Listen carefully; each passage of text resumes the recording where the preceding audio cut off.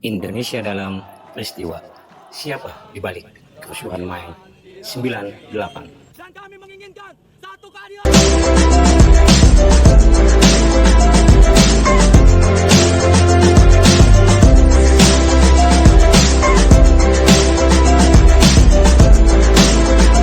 Kerusuhan 1998 mengingatkan kita pada tragedi kelam di masa lalu, pemerkosaan, penjarahan, dan kebencian mendalam pada etnis Tionghoa akan terus meninggalkan luka dalam sejarah Indonesia. Prasangka yang buruk seakan menaruh etnis Tionghoa hanya sebagai pendatang.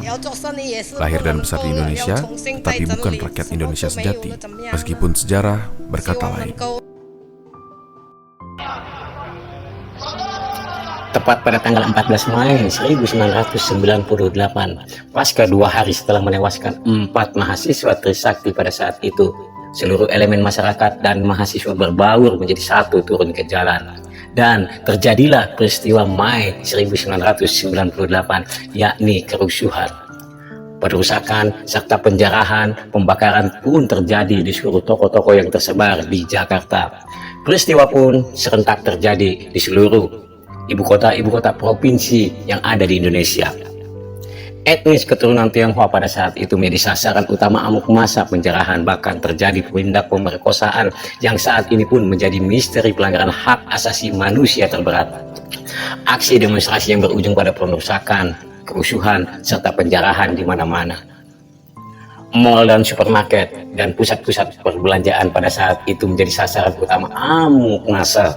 Aksi brutal massa tidak henti dilakukan hingga malam hari. Jakarta pada saat itu bagaikan kota mati, mobilitas ekonomi pun mati total. Situasi yang mencekam yang terus memanas sehingga pada waktu itu aparat pun turun ke jalan tidak sanggup untuk mengatasi situasi yang terjadi.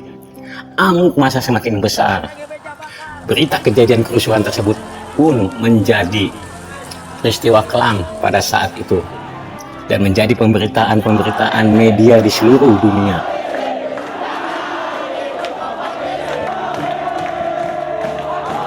General Susilo Bambang Yudhoyono is doing a lot of talking. Who will decide who succeeds him? Yes, right. I like. Good. Puncak amarah daripada masyarakat pada saat itu makin menjadi-jadi. Perusakan bukan hanya saja terjadi di pertokoan-pertokoan yang ada di DKI Jakarta, melainkan fasilitas-fasilitas umum pun menjadi sasaran amuk massa. Bukan hanya ratusan ribu yang berkumpul di jalan, bahkan jutaan seluruh masyarakat pun berbaur ke jalan. Buah daripada demonstrasi mengakibatkan kerusuhan. Pasalnya pada saat itu, rejim Orde Baru masih tetap mempertahankan tahta kepemimpinannya beserta kroni-kroninya. 14 Mei menjadi situasi yang paling mencekam. Gelap gulita ibu kota pada saat itu. Di seluruh pinggir-pinggir jalan raya yang terlihat hanyalah puing-puing pengrusakan toko-toko. Etnis Tionghoa telah menjadi bagian dari sejarah Nusantara. Mereka datang sebagai pedagang, pengungsi, bahkan penyebar agama. Namun, mereka kerap kali menjadi kambing hitam akan kondisi ekonomi di Indonesia. Tak jarang, mereka dituduh sebagai pengusaha licik dengan kekayaan yang banyak sekali. Kenapa mereka selalu disalahkan akan keberhasilan bisnis mereka? Para etnis Tionghoa pada saat itu berusaha untuk menyelamatkan diri masing-masing beserta keluarganya. Pasalnya di Indonesia, mereka menjadi ancaman bagi seluruh rakyat Indonesia. Melarikan diri ke luar negeri merupakan hal yang paling utama, tujuan keselamatan mereka. Etnis Tionghoa pada saat itu sangatlah tertindas dan merasa keadaannya dizolimi. Aksi brutal massa mengakibatkan banyaknya trauma yang dialami oleh etnis Tionghoa pada saat ini. Karena dalam sekejap harta benda mereka ludes terbakar api, ludes dijarah oleh masyarakat. Saat itu situasi pun terus mencekam dan mencekam. Lumpuhnya perekonomian Indonesia mengakibatkan Indonesia darurat ekonomi. Duka yang dialami oleh keturunan-keturunan Tionghoa yang ada di Indonesia pada saat itu adalah tragedi sebuah yang menyeramkan bagi mereka. Dan saat ini pun menjadi saksi kelam yang mungkin tidak dapat mereka lupakan. Ya karena mungkin ketakutan, trauma udah terjadi kan. Waktu tanggal 13-14 Mei. Jadi kalau seandainya mereka yang mampu ya lebih baik menghindar dulu lah.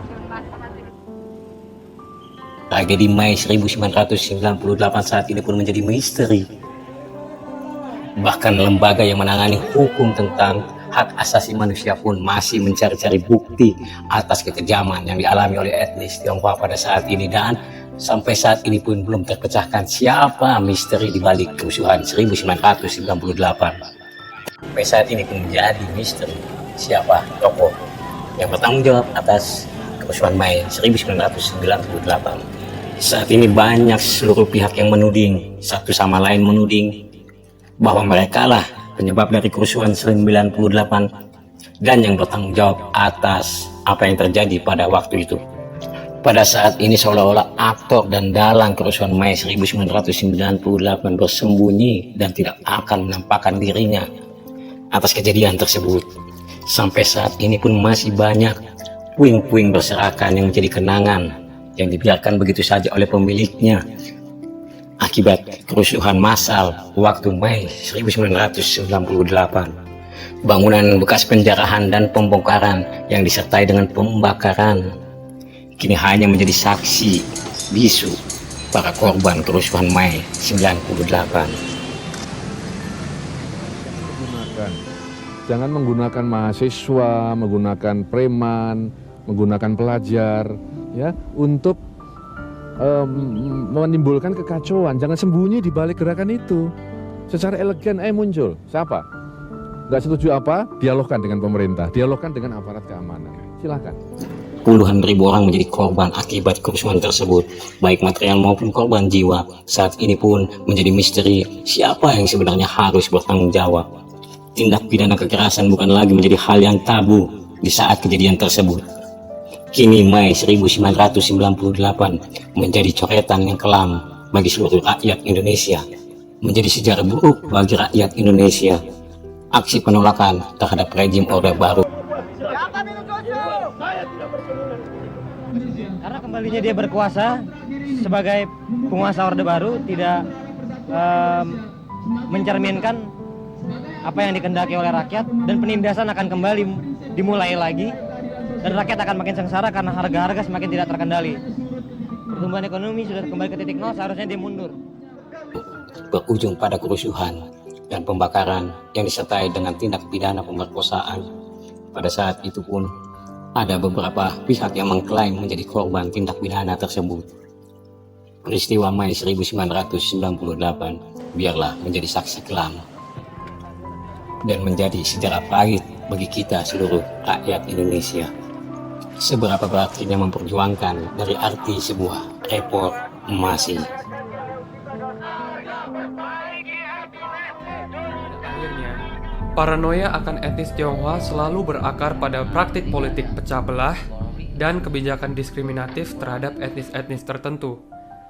Kesan bahwa mereka adalah koruptor, pebisnis yang kejam, berasal dari kebijakan yang memisahkan etnis Tionghoa dengan etnis yang lain. Masih maukah kita dipecah belah?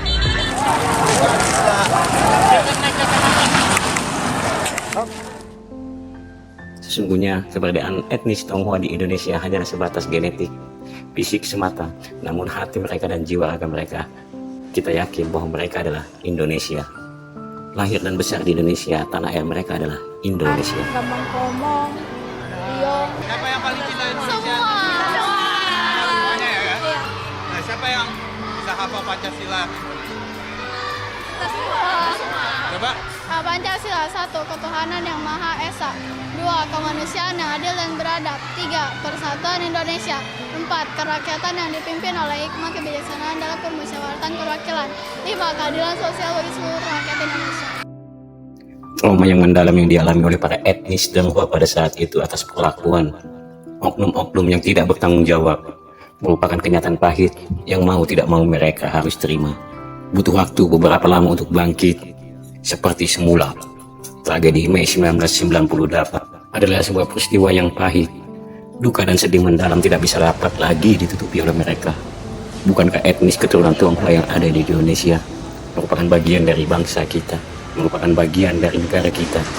Mereka lahir, mereka besar di negara kita, Indonesia. Saya lahirnya di Indonesia, berarti saya orang Indonesia. Saya sih kurang pas kayaknya, karena itu kan kami semua kan itu memang berasal dari Indonesia, warga negara Indonesia. Jadi mungkin keturunan nenek moyang dari Cina, tapi kami sendiri kan memang dari WNI. Enggak enak aja. Diskriminasi yang mereka alami, mereka hadapi, hanya bisa berlapang dada